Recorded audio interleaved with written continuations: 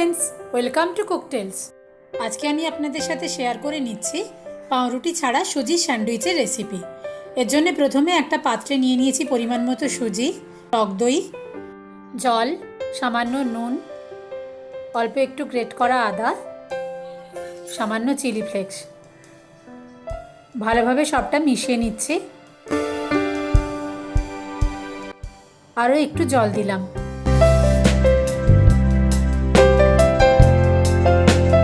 ব্যাটারটা তৈরি করে নিয়ে 10 মিনিটের জন্য রেখে দেব।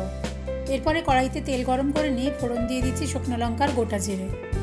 এরপরে দিচ্ছি পেঁয়াজ কুচি, রসুন কুচি, আদা বাটা, কাঁচা লঙ্কা কুচি, গ্রেট করা গাজর, কিছুটা মটরশুঁটি। এখন যেহেতু মটরশুঁটি সিজন নয়, আমি ফ্রোজেন মটরশুঁটি ব্যবহার করেছি। সব সবজিগুলো 3-4 মিনিট ভাজা ভাজা করে নিয়ে দিয়ে দিচ্ছি স্বাদ মতো নুন, হলুদ গুঁড়ো আর একটু জিরে গুঁড়ো। ভালোভাবে মিশিয়ে নিচ্ছি।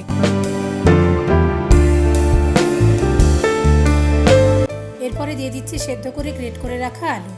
মশলা আর সবজির সাথে আলুটা ভালোভাবে মিশিয়ে নিচ্ছি।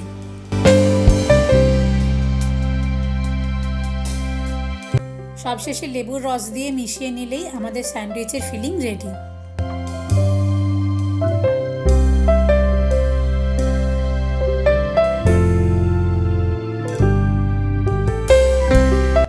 এরপর ফ্রাইং প্যানে তেল ব্রাশ করে নিয়ে সুজির ব্যাটার থেকে 1 চামচ করে নিয়ে প্যানকেকের আকারে স্প্রেড করে দিচ্ছি ব্যাটারটা।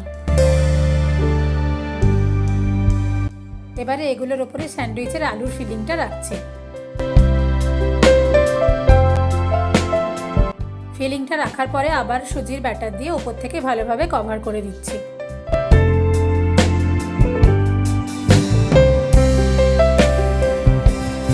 এরপরে মিনিট 2-3 জন্য ফ্রাইং প্যানে চাপা দিয়ে রাখবো।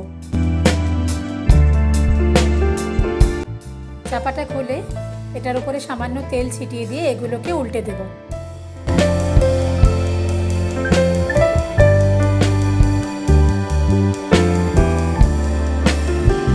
আবারও মিনিট 2 জন্য ফ্রাইং প্যানে চাপা দিলাম।